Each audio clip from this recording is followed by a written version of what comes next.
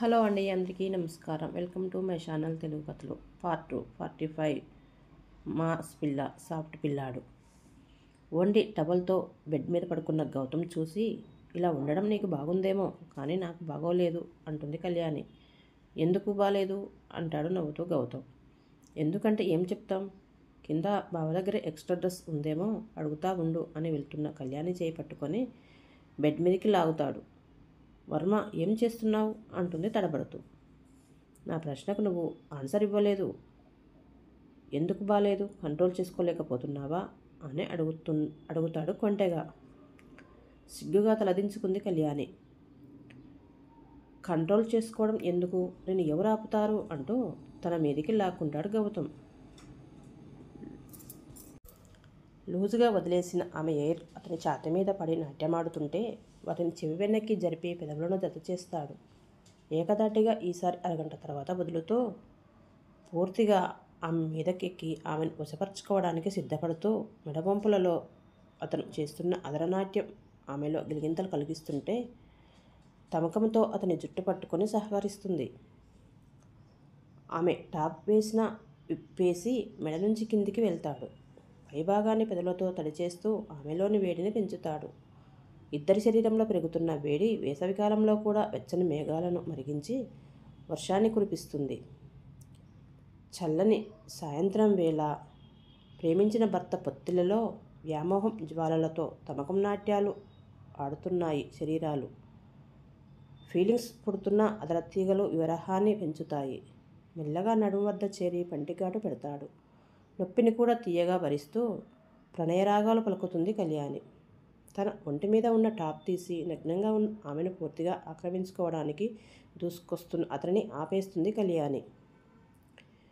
ఏమైంది కళ్యాణి, ఇప్పుడు వద్దు వర్మ అంటుంది కళ్యాణి. ఏమైంది, నీకు ఇష్టం లేదా అని అడుగుతాడు. ఇష్టమే, అందుకేగా ఇంతవరకు ఏమనలేదు. మరి ఇప్పుడేమైంది?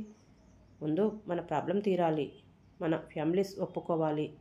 గొడవలు అన్నీ తీరిపోయాక అప్పుడు మన లైఫ్ని స్టార్ట్ చేద్దాం అంటుంది కళ్యాణి. మాట ముందే చెప్పొచ్చుగా అంటూ టవల్ చుట్టుకొని పక్కకు తిరిగిపోతాడు. బ్లాంకెట్ చుట్టుకొని వెనుక నుంచి గౌతమ్ని అత్తుకొని సారీ అంటుంది మెల్లగా. కానీ గౌతమ్ సమాధానం ఇవ్వడు. సారీ చెప్పానుగా, వినవా అంటూ గౌతమ్ చెవి కొరికేస్తుంది కళ్యాణి. అబ్బా రాక్షసి అంటూ కళ్యాణి వైపు తిరుగుతాడు గౌతమ్. మరి నాతో పెట్టుకుంటే అలానే ఉంటుంది అంటూ నవ్వుతుంది కళ్యాణి. ఆమె చుట్టుకున్న బ్లాంకెట్లోకి తాను దూరి నగ్నంగా ఉన్న కళ్యాణి దగ్గరికి అతుక్కుంటాడు.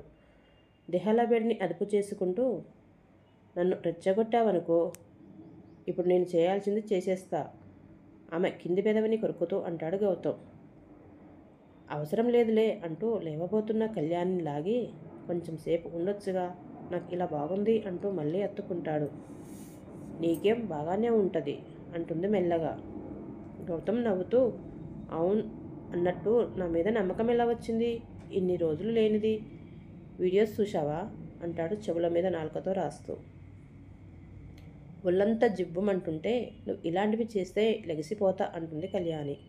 అబ్బా, నేను అడిగిన దాని మీద ఫోకస్ చేయి, దీని మీద కాదు అంటాడు. నీ మీద నాకు నమ్మకం ఎప్పుడూ ఉంది, కానీ ఏదో కన్ఫ్యూజన్, అందుకే దూరంగా ఉన్నా. నాకు చెప్తే ఎప్పుడో ఆ కన్ఫ్యూజన్ని దూరం చేసేవాడినిగా అంటూ మెడ మీద పంటి గుర్తు పెడతాడు. హా అంటూ చిన్నగా మొలుగుతుంది. దీనికే ఇలా అయిపోతే అసలు అయింది ఇంకా చాలా ఉంది. ఇంకెంత అరుస్తావో అప్పుడు అంటాడు నవ్వుతూ. చాలే ఇక ఆపు, అయినా అందరు వీడియోస్ అంటున్నారు, అసలు ఏం వీడియోసు, నాకు విద్య ఏం పంపలేదు అంటుంది కళ్యాణి. పంపకపోవడం ఏంటి అంటూ పక్క టేబుల్ మీద ఉన్న తన ఫోన్ తీసి మొత్తం అన్నీ చూపిస్తాడు గౌతమ్.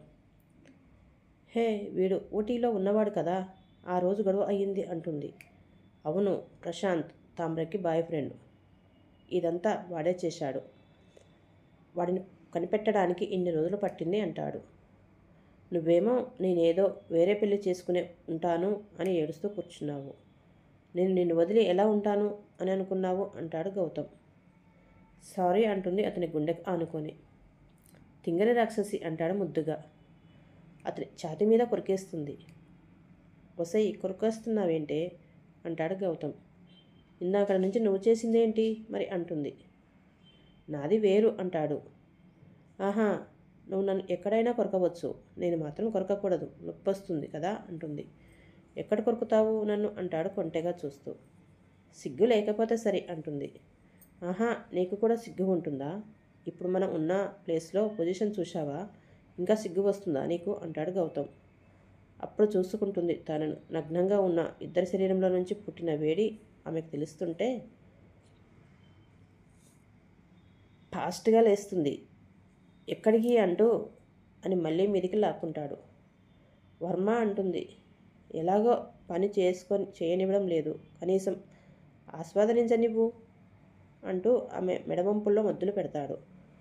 కంట్రోల్ తప్పుతున్న శరీరాలను ఆధీనంలోకి తెచ్చుకోవడానికి ప్రయత్నిస్తూ ఉంటారు ఇద్దరు. కానీ దూరం జరగరు. సాయంత్రం 7 అవుతుంది, ఇంకా రాలేదు అంటుంది సంధ్య. నేనే అదే అనుకుంటున్నా, పెదమామయ్యకి డౌట్ రాకూడదు కదా అంటాడు ఆర్య. అసలు ఏం చేస్తున్నారు అంటుంది సంధ్య. తన వైపు చిన్న నవ్వుతో చూస్తాడు ఆర్య. నోనో, అలా ఏం కాదు అంటుంది సంధ్య. ఇద్దరు భార్యాభర్తలు ఒకే రూమ్లో ఇన్ని గంటలు ఓన్లీ మాటలు మాత్రమే మాట్లాడతారా అంటాడు ఆర్య నవ్వుతూ. సరే వెళ్దామా మీదికి అంటుంది. ఓయ్ వద్దు, వాళ్ళు ఏ పొజిషన్లో ఉన్నారో అంటాడు ఆర్య. సిగ్గు లేదు బావా నీకు, మరీ సెన్సార్ లేకుండా మాట్లాడిస్తున్నావు అంటుంది సంధ్య. అక్కడ చేసినప్పుడు తప్పులేదు కానీ నేనంటే వచ్చిందా అంటాడు ఆర్య.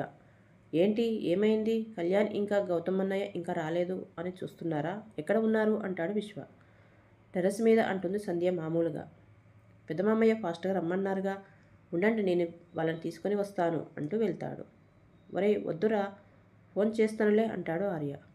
లేదన్నయ్య నేను వెళ్తాను, డోంట్ వర్రీ అని అక్కడి నుంచి వెళ్ళిపోతాడు విశ్వ.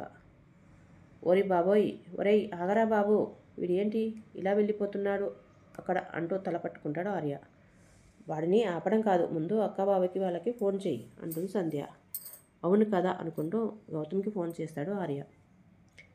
లేట్ అవుతుంది వర్మ, వెళ్ళాలి, లేకపోతే ప్రాబ్లం అవుతుంది అంటూ బ్లాంకెట్ కప్పుకొని లేస్తుంది కళ్యాణి. అప్పుడేనా అంటూ గౌతమ్ కూడా లేస్తూ, ముందు మన ప్రాబ్లమ్స్ తీరిపోని, అప్పుడు నీ ఇష్టం అంటుంది నవ్వుతూ. ఇంతలో ఆర్య నుంచి కాలు వస్తే లిఫ్ట్ చేస్తాడు గౌతమ్.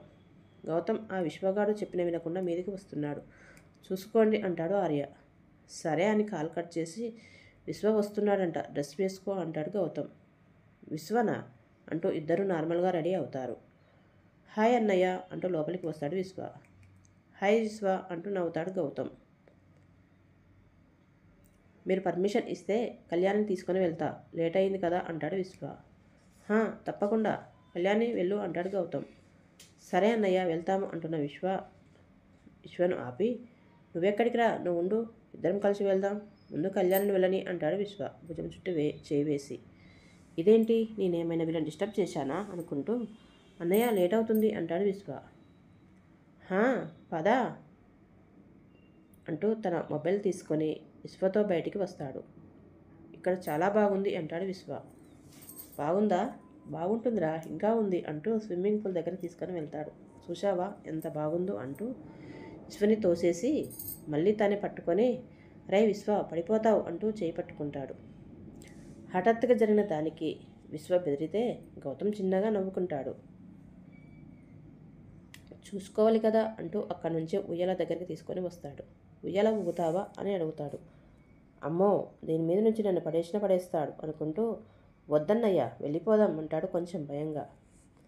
ఓకే పద అన్నట్టు, ఇంతకీ శృతి బాగుందా అని అడుగుతాడు గౌతమ్. శృతినా, అన్నయ్యకెలా తెలుసు అనుకుంటూ షాక్గా చూస్తాడు విశ్వ. ఏంటి, నాకెలా తెలుసు అనుకుంటున్నావా?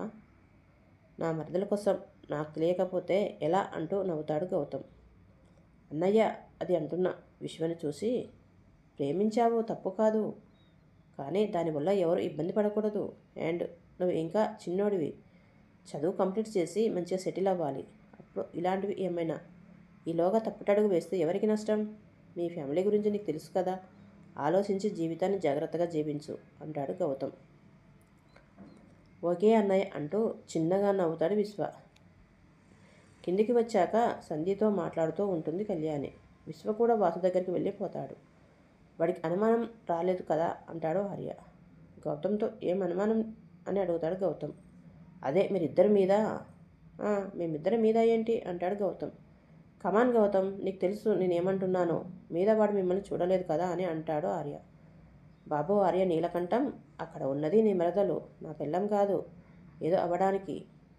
గౌతమ్ వైపు షాక్గా చూస్తూ ఏం అవ్వలేదా అంటాడు. చెప్పానుగా అంత సీన్ లేదు, కానీ కొంచెం అయింది అంటూ సిగ్గుపడతాడు. ఏమైంది, సిగ్గుపడుతున్నావు ఏంటి అంటాడు ఆర్య. నీకు అర్థం కాదులే అంటాడు.